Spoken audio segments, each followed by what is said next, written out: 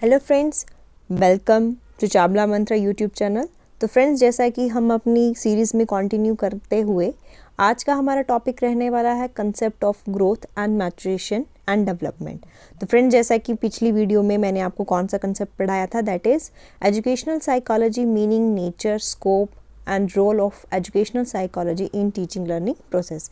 तो फ्रेंड्स, मैंने एक प्लेलिस्ट बनाई है, वहाँ पे आपको ये सीक्वेंस में सारे टॉपिक्स मिलेंगे। एक टॉपिक मैं पढ़ा चुकी हूँ, आज हमारा नेक्स्ट टॉपिक है। अगर आपको पिछला टॉपिक पढ़ना होगा तो मेरी प्लेलिस्ट में जाके आप उस वीडियो को देख सकते हैं। तो आज का हमारा टॉपिक है concept of growth, maturation and development. Friends, जैसे कि आप साइड में देख रहे हैं कि यहाँ पे चाइल्डहुड एंड डेवलपमेंट ईयर के सारे नोट्स की पीडीएफ अगर आपको चाहिए तो इसका लिंक मैंने डिस्क्रिप्शन में दिया है। वहाँ मैंने आपको बताया है कि कैसे ये पीडीएफ डाउनलोड करनी है जो मैं पढ़ा रही हूँ। अगर आपको ये सारे नोट एक साथ ही चाहिए तो आप वहाँ से डाउनलोड करें और धीरे धीरे जैसे मैं वीडियो बनाती जाऊँगी आप समझते भी जाना और आपके काम भी आएंगे। और ये सारे नोट्स रहेंगे, ऐसा आपके लिए ईजी रहेगा, आपको लिखना नहीं पड़ेगा। बस आपको रोज़ का रोज़ एक वीडियो देखनी है और आपका सिलेबस धीरे धीरे सारा कंप्लीट हो जाएगा और आपको इजीली हैंड रिटन नोट्स भी मिल जाएंगे। तो डिस्क्रिप्शन में लिंक दिया है, वहाँ जाके आप इसको डाउनलोड कर लें। सो फ्रेंड्स, चलिए स्टार्ट करते हैं। हमारा फर्स्ट कंसेप्ट रहेगा मीनिंग ऑफ ग्रोथ। जैसे कि मैंने लिखा है कि वृद्धि का अर्थ आमतौर पर हम मानव के शरीर के विभिन्न अंगों की कार्य करने की क्षमता का विकास ही मानते हैं। तो सिंपल वर्ड्स में कहें तो physical development is a growth. Physical development में जैसे हमारा क्या आ जाता है, जैसे कि हमारा शरीर का बढ़ना, हमारे आकार का बढ़ना, हमारे भार में वृद्धि होना, ये सब हमारे फिजिकल डेवलपमेंट है। तो इन्हीं सभी फिजिकल डेवलपमेंट को हम क्या नाम देते हैं, ग्रोथ। तो ऐसे ही साथ में हमें दो डेफिनेशंस दे के रखी हैं, हार्वर्ड की और एक HB मेरेडिथ की। तो इन डेफिनेशन को आप याद कर सकते हैं। तो आगे चल के हम देखेंगे कि इन्होंने एग्जाम्पल के थ्रू हमें समझाया हुआ है कि जिस तरह से दो कोशिकाओं से मिलने से कई कोशिकाओं वाला मानव जन्म लेता है ना। और हमारा नेक्स्ट क्या है इसका एक प्रूफ कि मानव की हड्डियों में परिवर्तन होना, छोटे बच्चों की हड्डियों में और एक एडल्ट पर्सन की हड्डियों में आप देखेंगे तो ज़मीन आसमान का फ़र्क है। तो वो एक ग्रोथ प्रोसेस से निकला हुआ बच्चा है कि धीरे धीरे किस तरह से उसकी हाइट बढ़ती जाती है ना, उसके वेट बढ़ता है, उसके हड्डियों का विकास होता है ना। एक छोटे बच्चे के हाथ का साइज़ देखेंगे और बड़े बच्चे के हाथ का साइज़ देखेंगे तो फ़र्क दिखता है हमें। तो वो ये सारी चीज़ें जो चेंज होती हैं, बच्चे से बड़ा बनना है ना, तो वो ग्रोथ जो है फिजिकल डेवलपमेंट है, उसी को हम क्या बोलेंगे, ग्रोथ है ना। ग्रोथ के अंदर हमने जैसे ऊपर बताया कि इसमें क्या आ जाता है, आकार, संख्या, प्रकार, स्थिति, ये सब कुछ हमारे ग्रोथ के अंदर आ जाते हैं, ग्रोथ का नाम देते हैं। तो अभी हमारा नेक्स्ट क्या आएगा, परिपक्वता, जिसे हम इंग्लिश में क्या कहते हैं, मैचुरेशन। फ्रेंड्स, इसको समझना बहुत ही इम्पॉर्टेंट है क्योंकि मैचुरेशन कई बार हमें थोड़ा मुश्किल लगता है समझना कि मैचुरेशन क्या है। सबसे पहले मैं आपको सिंपल वर्ड्स में बताऊंगी।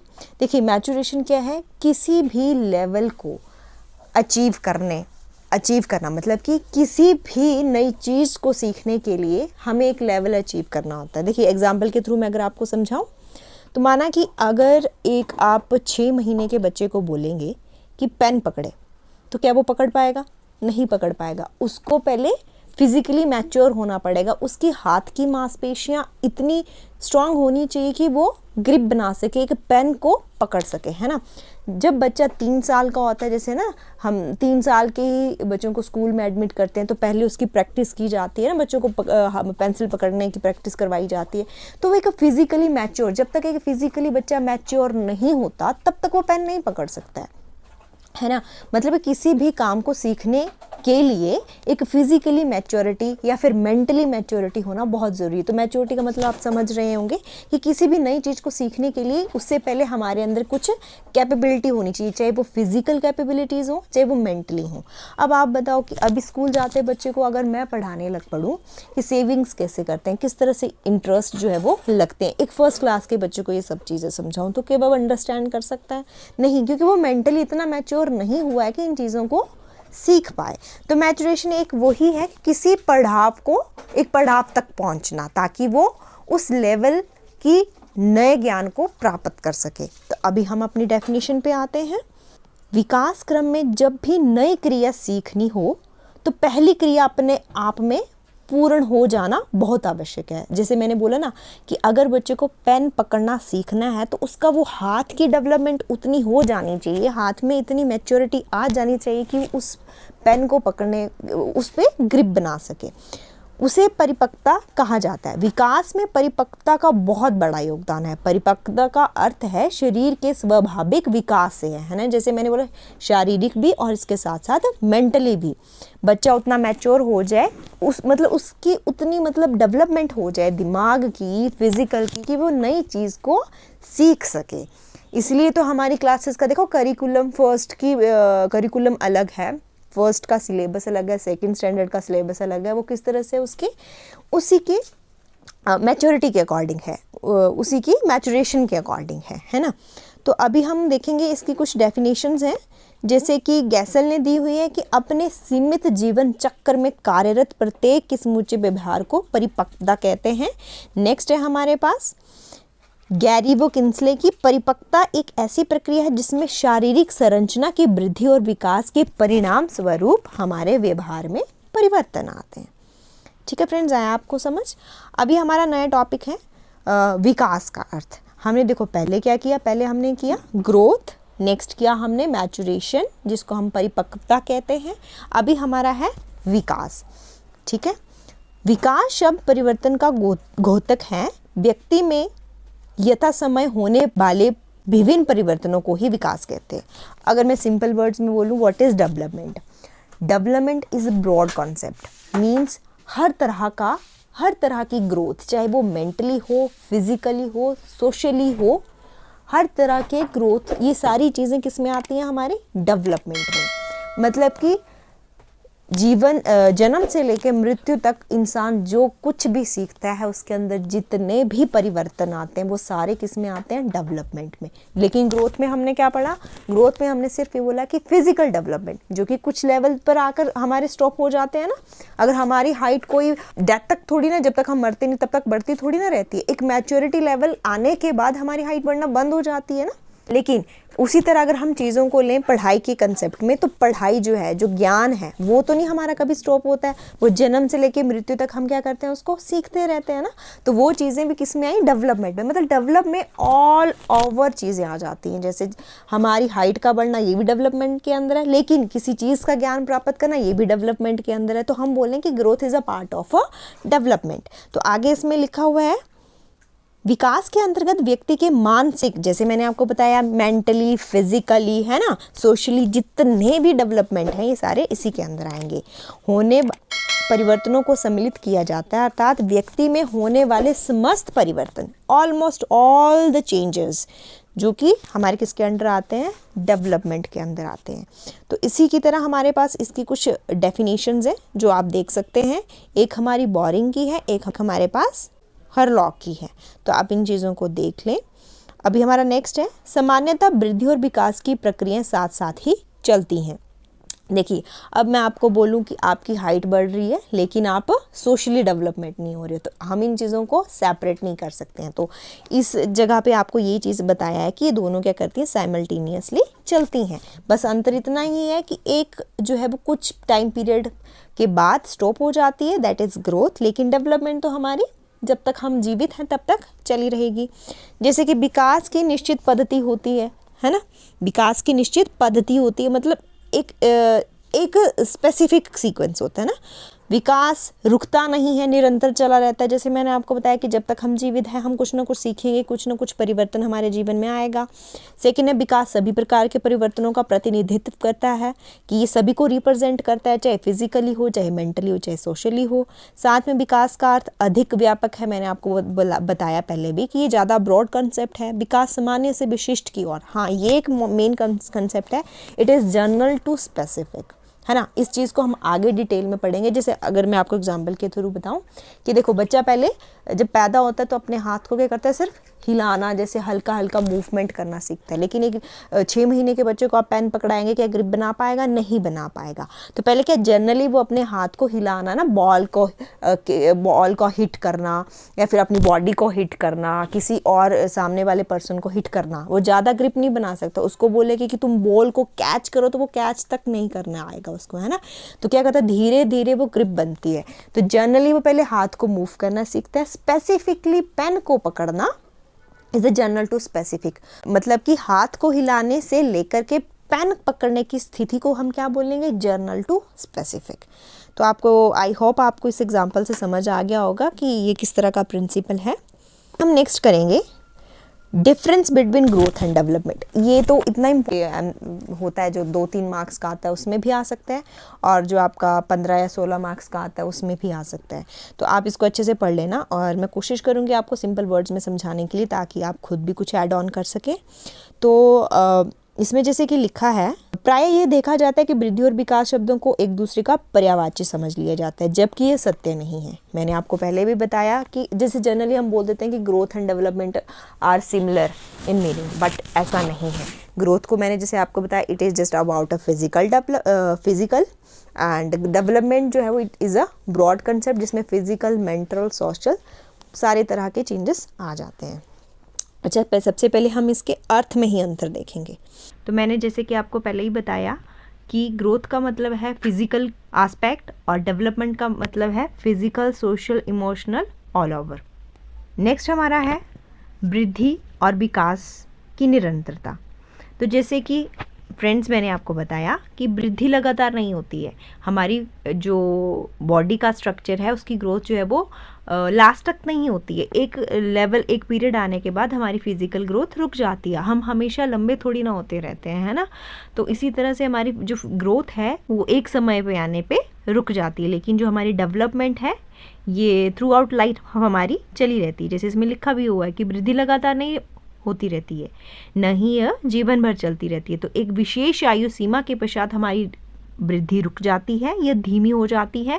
ऐसी अवस्था को प्रौढ़ावस्था कहते हैं। दूसरी ओर विकास जो है उसकी प्रक्रिया निरंतर चली रहती है, कॉन्टिन्यूसली ये हमारी टिल डेथ तक चला रहता है। तो अभी हमारा नेक्स्ट पॉइंट है वृद्धि तथा विकास में संबंध।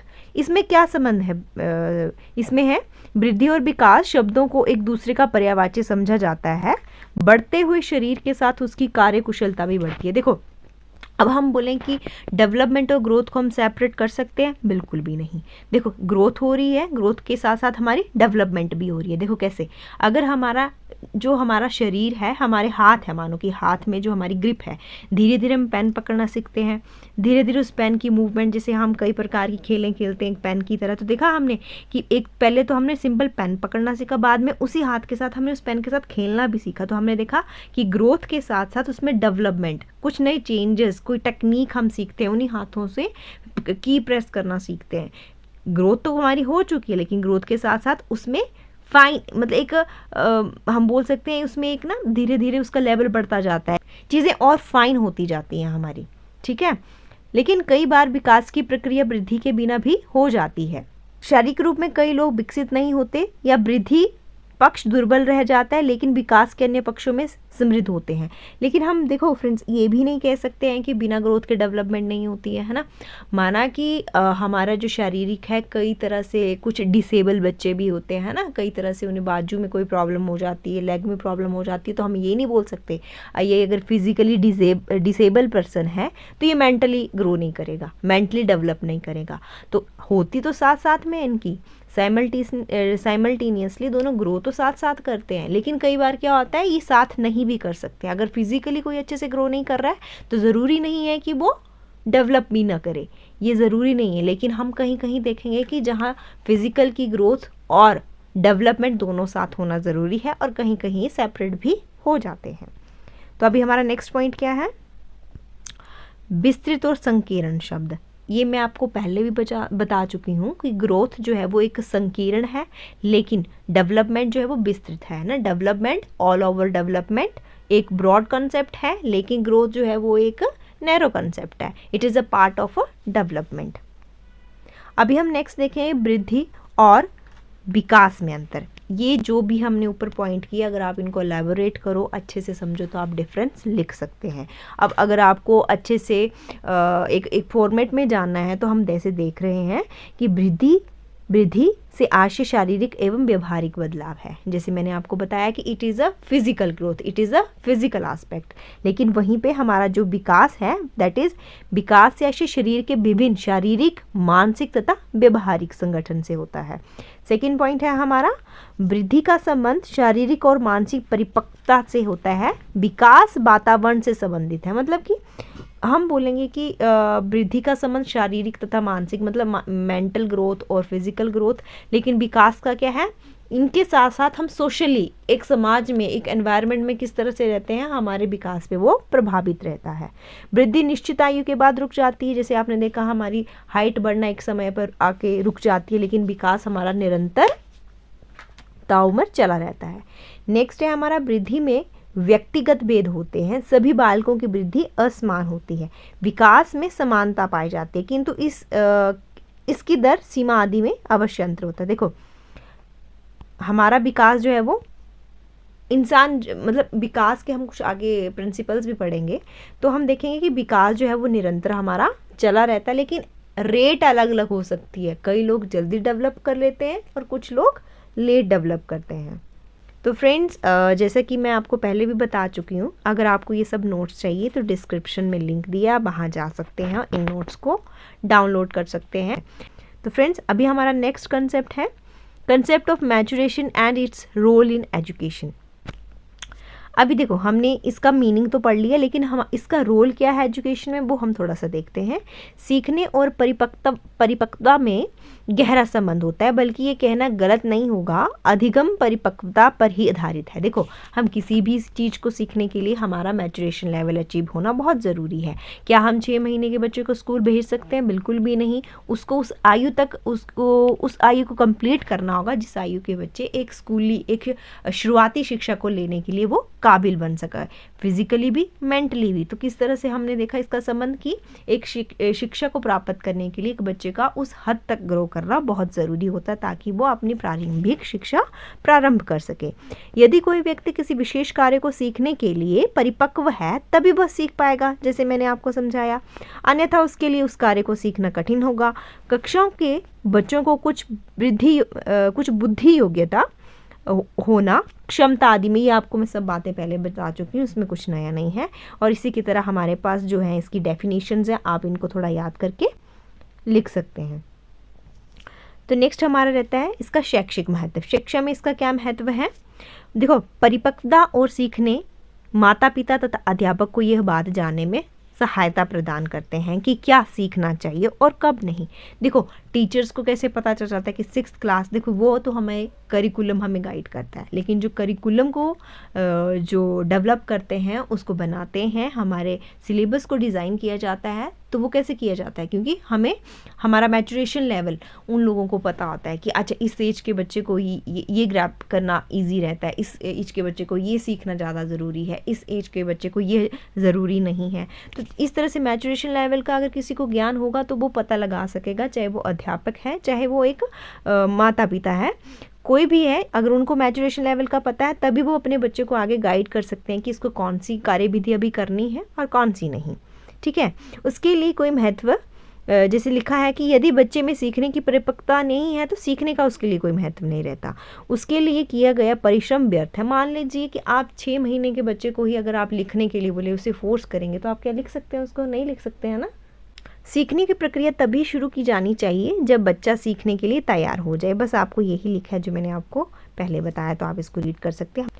तो फ्रेंड्स, अभी इसी के साथ जो है वो हमारा जो टॉपिक है वो हमारा ख़त्म होता है आज का। अब नेक्स्ट टॉपिक जो है वो हम नेक्स्ट डे करेंगे। तो फ्रेंड्स, आज हमने कौन सा कंसेप्ट किया? Concept of growth, maturation and development. Next day हम करेंगे principles of growth and development. और फ्रेंड्स, मैंने इससे पहले एक टॉपिक कंप्लीट करवा दिया है, दैट इज़ फर्स्ट टॉपिक। आप उसको भी देख सकते हैं जाके, मैंने अपने चैनल पे प्लेलिस्ट बना दी जिसमें आपको कॉन्टिन्यूसली सारे टॉपिक्स मिलते जाएंगे। और फ्रेंड्स, चैनल को सब्सक्राइब करें और बेल आइकन को दबाएं ताकि आपको जब भी मैं वीडियो अपलोड करूं तो आपको नोटिफिकेशन आ जाए। और अगर आपको नोट्स चाहिए तो आप डिस्क्रिप्शन में लिंक दिया है, आप वहां जाके डाउनलोड कर सकते हैं। थैंक यू, बाय बाय, जय हिंद, जय भारत।